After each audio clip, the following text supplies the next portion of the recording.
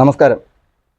School vacation June July മാസങ്ങളിലേക്ക് മാറ്റുന്നതിനെക്കുറിച്ച് പൊതുജനങ്ങളുടെ അഭിപ്രായം അറിയാൻ വേണ്ടി നമ്മുടെ ബഹുമാനപ്പെട്ട വിദ്യാഭ്യാസ മന്ത്രി ശ്രീ വി ശിവൻകുട്ടി ഒരു ആശയം മുന്നിലേക്ക് വെച്ചിട്ടുണ്ട്. അപ്പോൾ ഈ വിഷയത്തിൽ എൻ്റെ അഭിപ്രായം പറയാൻ വേണ്ടിയിട്ടാണ് ഞാൻ ഈ ഒരു വീഡിയോ ഇപ്പോൾ ചെയ്യുന്നത്. എന്തുകൊണ്ടാണ് സമ്മർ വെക്കേഷൻ, നമുക്ക് ഏപ്രിൽ മെയ് മാസങ്ങളിൽ എന്തുകൊണ്ടാണ് സമ്മർ വെക്കേഷൻ കാലാകാലങ്ങളായി അത് പിന്തുടരുന്നത് എന്ന് ചോദിച്ചു കഴിഞ്ഞാൽ നമുക്ക് എല്ലാവർക്കും അറിയാം. ഈ സമയത്ത് അതികഠിനമായ ചൂടാണ്. ഈ ചൂട് കാരണം കുട്ടികൾക്ക് സ്കൂളിലിരുന്ന് പഠിക്കാൻ കഴിയില്ല.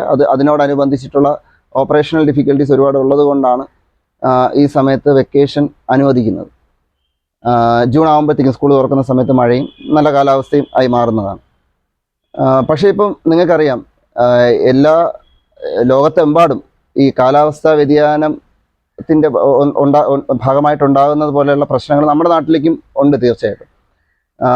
ഏകദേശം ഒരു ജാനുവരി പകുതി അല്ലെങ്കിൽ ഫെബ്രുവരി തുടക്കത്തിൽ തന്നെ ചൂട് തുടങ്ങും. ഫെബ്രുവരി അവസാനം മാർച്ച് ഏപ്രിലൊക്കെ അതികഠിനമായ ചൂടാണ്. മുൻപെങ്ങും ഉള്ളതിനേക്കാൾ കൂടുതൽ ചൂടാണിപ്പോൾ.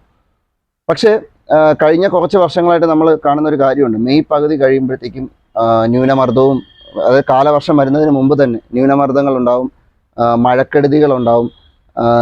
ഈ ജൂലൈ മാസം ഒക്കെ ആവുന്ന സമയത്ത് മഴ അൺകൺട്രോളബിളായി മാറിയിട്ട് പ്രളയമൊക്കെ ഇപ്പോൾ സർവ്വസാധാരണമായി മാറിയിരിക്കുകയാണ്. പ്രത്യേകിച്ചും നമ്മുടെ നാട്ടിലെ ആലപ്പുഴ, ഇടുക്കി, വയനാട്, കണ്ണൂർ, കാസർഗോഡ് പോലുള്ള ജില്ലകളാണ് ഏറ്റവും കൂടുതൽ മഴക്കെടുതികൾ അനുഭവിച്ചുകൊണ്ടിരിക്കുന്നത്. അപ്പോൾ ഇതിൻ്റെ ഭാഗമായിട്ട് സ്കൂൾ തുറക്കുന്ന സമയത്ത് ജൂൺ മാസത്തിൽ അല്ലെങ്കിൽ ജൂൺ മാസത്തിൽ സ്കൂൾ തുറക്കുന്ന സമയത്ത് ഒരുപാട് അധ്യയന ദിവസങ്ങൾ നഷ്ടപ്പെടുന്നുണ്ട്.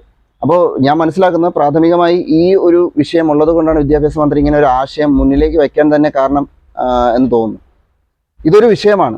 ഇതുപോലെ തന്നെ ഈ മഴ സമയത്തുണ്ടാകുന്ന സാംക്രമിക രോഗങ്ങൾ പോലുള്ള കാര്യങ്ങൾ, അതുപോലെ മഴയുമായി ബന്ധപ്പെട്ട് ഉണ്ടാകുന്ന അപകടങ്ങൾ, ഇപ്പോൾ വെള്ളത്തിൽ വീണിട്ടായിട്ടാണെങ്കിലും മരം ആയിട്ടുണ്ടെങ്കിലും വൈദ്യുത കമ്പിയിൽ തട്ടിയിട്ട് കുട്ടികൾ അപകടങ്ങൾ സംഭവിക്കുന്നുണ്ട്. അപ്പോൾ ഇതൊക്കെ ഒഴിവാക്കാനായിട്ടുള്ള ഏറ്റവും നല്ല മാർഗം ഈ അദ്ദേഹം പറഞ്ഞതുപോലെ തന്നെ ഈ ജൂൺ ജൂലൈ മാസങ്ങളിൽ വെക്കേഷൻ അനുവദിക്കുന്നത് തന്നെ ആയിരിക്കും എന്നുള്ളതാണ് എൻ്റെ അഭിപ്രായം. മഴ തുടങ്ങുന്ന ഒരു സമയം, ഏപ്രിൽ പകുതി തുടങ്ങുന്ന മെയ് പകുതി മുതൽ മഴ തുടങ്ങുകയാണ്. അപ്പോൾ ആ ഒരു സമയം മുതൽ ജൂലൈ പകുതി വരെ നമുക്കൊരു വെക്കേഷൻ കൊടുക്കാൻ കഴിഞ്ഞു കഴിഞ്ഞാൽ അതായിരിക്കും നല്ലതെന്ന് തോന്നുന്നു. ഇതിന് വേറൊരു കാര്യം കൂടെ ഉണ്ട്. പല ആൾക്കാരും ചർച്ച ചെയ്ത് കാണാത്ത ഒരു കാര്യം കൂടെ ഞാൻ ഇതിനകത്ത് ശ്രദ്ധിച്ചിട്ടുണ്ടായിരുന്നു. അതായത്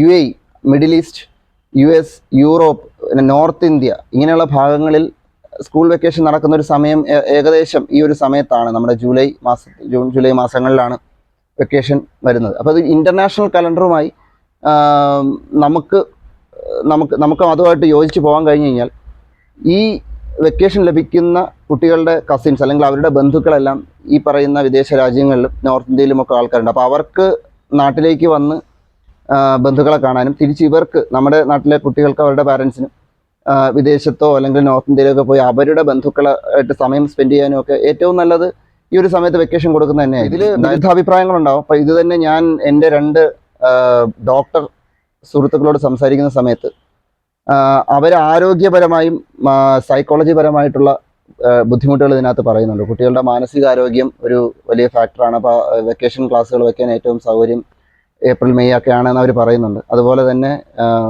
ഈ ചൂടുകാലത്ത് ക്ലാസ്സുകളിലിരുന്ന് കുട്ടികൾക്ക് പഠിക്കാൻ നേരിടുന്ന ബുദ്ധിമുട്ടിലും ഡീഹൈഡ്രേഷനും, അതുപോലെ തന്നെ ചൂടുകാലത്ത് ഉണ്ടാകുന്ന ചിക്കൻ ബോക്സ് പോലുള്ള രോഗങ്ങളൊക്കെ പടർന്നു പിടിക്കാൻ സാധ്യതയുണ്ടെന്ന് പറയുന്നത്. അതിപ്പോൾ